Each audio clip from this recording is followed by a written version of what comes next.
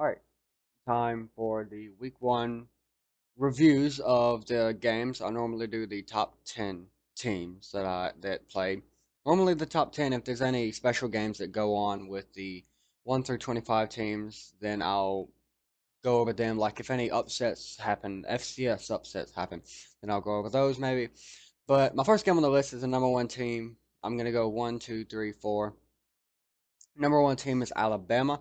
So Alabama proved that they didn't need to rebuild. All they had to do was reload, and that they are still the number one team in the country so far in week one. They proved that. They absolutely obliterated Miami 44 to 13. The number 14 Miami Tropical Depressions only scored 13 points. Um, obviously, uh, Bryce Young proved that he deserves a starting job and that he is going to be a Heisman favorite. He broke the Alabama quarterback starting touchdown record with four, Joe Namath and Mac Jones being with three. Um, Alabama had a total of 501 yards against Miami. Miami's defense was shredded the entire game. They could not stop Alabama. Alabama had 354 passing yards and 147 rushing yards. They were just clicking on every side of the ball. No, Miami couldn't stop the pass. They definitely couldn't stop the pass. They couldn't stop the run either. Um, Bryce Young was 27 for 38. That's kind of good for a starter. He was a bit under. He was just a little bit under 50% passing. Wait, no, he was above 50%. My bad. I didn't understand. I read that wrong. That was good for a starter. He had 344 total yards. He had four touchdowns. As like I said, he broke the record. Um, De'Aaron King is an extremely accurate passer. He is. Even with double coverage, triple coverage, it doesn't matter. He's extremely accurate. He knows where to throw the ball. I will give De'Aaron King. He did. I'll give him credit. He did well. He did great against that Alabama defense, which did improve this year. This is the Alabama defense that everybody's used to seeing, one that you cannot run on. Um, De'Aaron King went 23 for 31 for 178 yards, one touchdown, and two interceptions. Now, a lot of people put De'Aaron King in the Heisman odds. I don't think he's a Heisman quarterback. He's a great quarterback, don't get me wrong. He's a very great quarterback. He could be a Heisman dark horse, but let's be honest. This is Alabama. Everybody's going to struggle against Alabama this year. So let's not count him out against with the Heisman for this game. I don't count anybody out of the Heisman on week one unless you throw five interceptions and you throw negative yards. Um, Derek King was very accurate. He was extremely accurate. He could place the ball well. He had a great bullet pass. His that one touchdown pass he had was good. He placed it perfectly in the receiver's hands. Um, Mami had a total of 266 yards, 178 passing yards, and 88 rushing yards. Those rushing yards is what we're normally used to seeing with Alabama, not being able to run at Alabama's defense. It's what we're normally seeing. Passing yards, sorta, I guess. Most of those rushing yards came from uh Derek King because um Harris from Miami only had 12 carries for 38 yards.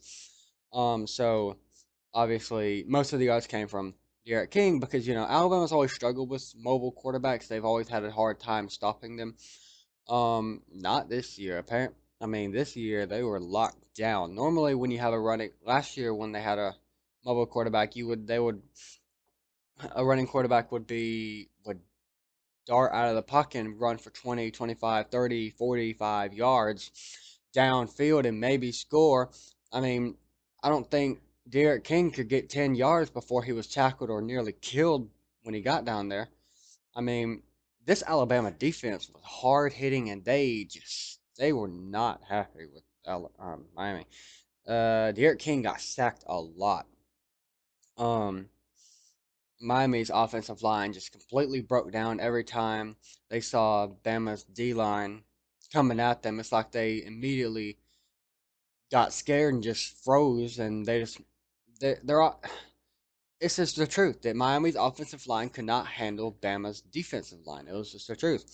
Um, Brian Robertson, Jr. Let's not forget that, went 12 carries for 60 yards. That was impressive. I mean, he's not Najee Harris. He's not like a running can jump over people. He's not a hurling running back, but he is a great running back. He reminds me a lot of Derrick Henry. He can bulldoze over people, and he can like he once he gets going downhill, he can really get going. He can burst through those. He didn't have a big run this game. He didn't have like a big run for like a 50-yard touchdown or anything, but he did go well. He did get a lot of yards. Um at halftime it was 27-3. Well, it was really 27-0 until Miami scored that field goal at the last seconds of the half. Last seconds of the first half. Um Bama was just scoring touchdown after touchdown after touchdown. Yeah, they scored a couple of field goals in the first half. They scored two. Let's not forget that 50-yard field goal that Will Record kicked. He's a very accurate kicker. Something you don't ever see from Alabama. But Alabama was just dominating Miami at the half. I mean, they dominated Miami the entire game, but the first half, Alabama was just clicking on every single cylinder. The only problem they had was when they got into the red zone, they had a little hard time scoring or getting into the end zone. They had two times where they kicked field goals, but the three other times they were pretty good. But Alabama, I would not be surprised if Alabama repeated this game. Repeated this year. They could repeat. This is such a good Alabama team, and their defense is just scary. I mean, compared to last year, Alabama's defense is phenomenal. Like they improved so much, it ain't even funny. So if they repeat, I would not be surprised. Third quarter, Alabama came out, scored two touchdowns. Then Miami got their first touchdown, was a 29-yard pass from De'Aaron King. Um, then they got their field goal in the third quarter, and that was the last points they scored. Alabama started running out the clock, chewing the clock in the fourth quarter, like Nick Saban always does. Once he realizes that the game's over and he has a team that can't trade points with him, he starts running out the clock and stops scoring, which he's classy for, and a lot of Alabama fans aren't happy about that. But the only score they had in the fourth quarter was a field goal, a 40-yard field goal for Alabama, and then that sealed the deal for Alabama. I mean, I think those two touchdowns coming out of halftime sealed it already because after that it was 41-3. Then Miami just scored a touchdown and a field goal, and then I mean Miami had no business being out on that field. I mean, I give them credit. They scheduled Alabama. They tried their best. They hyped up and said they were going to beat Alabama. I mean, I said that this game could have been close. It could have been, but Miami was just not anything compared to Alabama. They are nowhere near as talented as Alabama. Their defense is terrible. Their offense is the only thing that kept them in that game. The only thing that kept them not even respectable, kept them noticeable. I mean, without their offense being any good, then they wouldn't have scored a point. Without Derek King, they could have been shut out the entire time because they wouldn't have gotten anywhere. I mean, I don't even up until that field goal, I don't even think Miami got across the 50-yard line. I think they got across the 50-yard line twice in the first half. That is embarrassing. But a 44-13 loss is to Alabama. I mean, in the first, at least week one, it's not the worst thing in the world. I mean, Miami could still win 10 games. They're playing in the ACC. Who is going to compete with them? North Carolina, obviously. North Carolina can beat them. North Carolina beat them a lot. They beat them 62-26 last year. Um, but they could beat North Carolina. Miami, who else is going to compete with Miami? They can win 10 games, but this shows that they have no business competing with the big guys. 44-13 means you have no business talking big, saying you're going to beat these teams.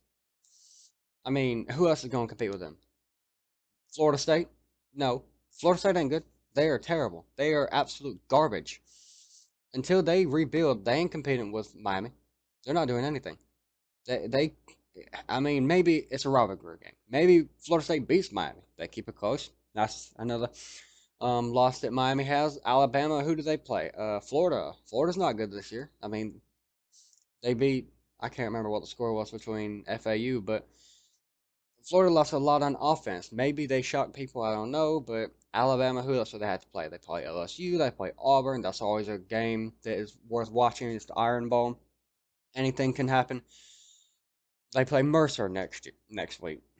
I mean, you can always check that off as a win for Alabama. They're going to dominate Mercer probably 63-0, depending on how Nick Saban goes. They could drop 70 on them. I mean, it no one is going to beat Alabama this year if they keep playing like this. I mean, I know it's just week 1. I know you can't judge a team solely based on a week 1 performance.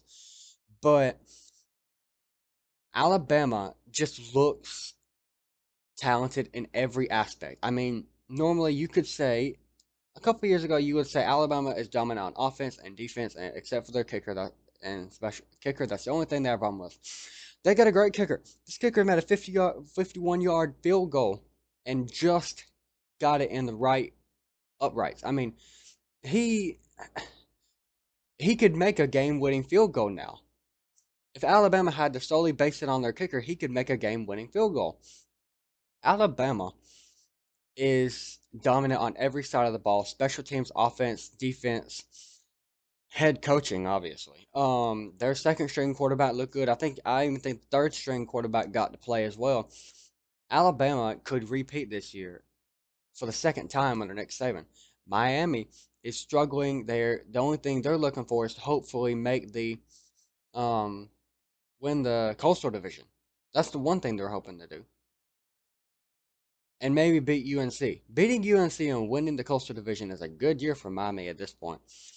Before this game, beating Alabama was a great year. Now, they're hopefully a great year will be winning the Coastal Division and getting to the ACC title game. But ever since ever since Miami has joined the ACC, they have struggled. And they have gone downhill every single year. Can Manny Diaz turn them around maybe? I don't know, but this score just I expected this to be somewhat close. I expected my Alabama's offense to struggle. They didn't do that. They didn't struggle. Alabama could have sleptwalked through this game. Bryce Young, I saw somebody say something the other day and it made me laugh. Alabama's offensive line was ridiculous. They gave Bryce Young enough time to count his NIL money and then throw the pass. He had time to sit down, count his money, and then throw the pass for a touchdown. When you have an offensive line like that, your quarterback can he doesn't have to worry about anything. You can make passes all you want. You can pass the ball the entire game if your offensive line is like that. Miami's offensive line broke down every single time that the play started. Every time the ball was snapped, their offensive line got shredded. Alabama's defense got shredded in general. I mean, not Alabama, Miami. Alabama just looked dominant. I don't know if it was because Miami was overrated or Alabama was just that great or both. But Alabama was just scary yesterday. But yeah, that's my review. Alabama probably going to be the #1 team in the country for a while unless they slip up and struggle against somebody or they lose or I don't know. But Alabama just looking dominant as usual.